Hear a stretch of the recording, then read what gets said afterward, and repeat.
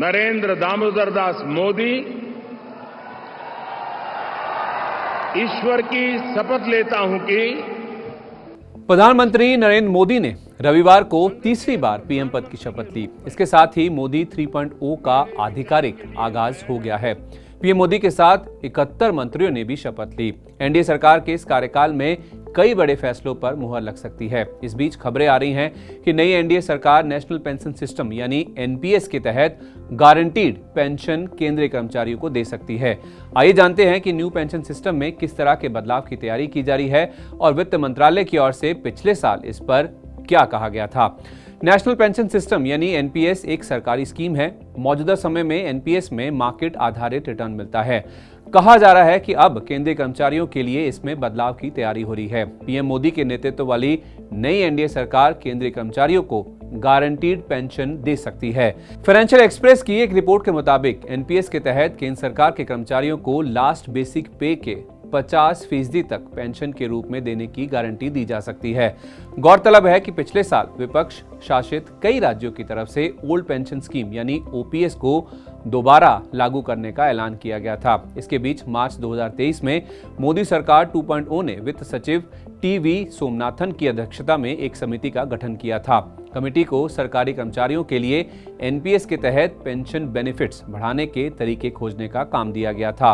अखबार में छपी रिपोर्ट में कहा गया है कि पैनल ने मई में अपनी रिपोर्ट सरकार को सौंप दी है। रिपोर्ट में मुख्य रूप से आंध्र प्रदेश के एनपीएस मॉडल को ही अपनाया गया है। इसके अनुसार केंद्र सरकार अपने कर्मचारियों को लास्ट सैलरी का 40 से 50% गारंटीड पेंशन के रूप में देगी। ये सर्विस के सालों और रिटायरमेंट कॉर्पस की निकासी पर निर्भर करेगा। गारंटीड पेंशन राशि के लिए पेंशन कॉर्पस में किसी तरह की कमी को केंद्र सरकार अपने कर्मचारियों के रखे बजट से पूरा करेगी।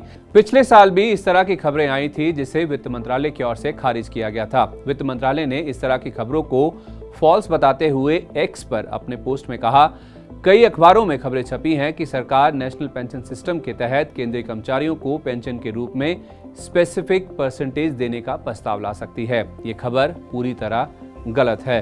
वित्त सचिव की अगुवाई में गठित समिति अभी बातचीत के दौर में है और स्टेक होल्डर्स से विचार विमर्श कर रही है। कमेटी अब तक किसी निष्कर्ष पर नहीं पहुंची है। पिछले साल के आखिर में ओल्ड पेंशन स्कीम की बहाली को लेकर केंद्र सरकार ने अपनी मंशा स्पष्ट की थी।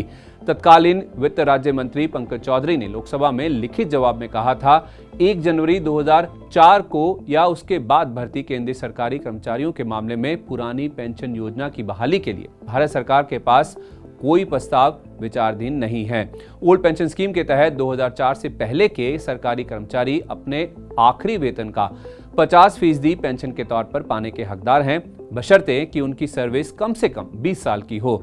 10 से 20 साल की सर्विस करने वाले कर्मचारियों को प्रो रेटा पेंशन मिलती है। दूसरी ओर मौजूदा समय में एनपीएस के तहत कर्मचारी एनपीएस कॉर्पस में जितना कंट्रीब्यूशन करता है उसके कम से कम 40% हिस्से से एन्युटी प्लान खरीदना होता है, जिससे पेंशन बनती है। इसमें पेंशन की रकम गारंटीड ना होकर एन्युटी रिटर्न पर निर्भर करती है। बाकी बचे 60% रकम की टैक्स फ्री निकासी की जा सकती है।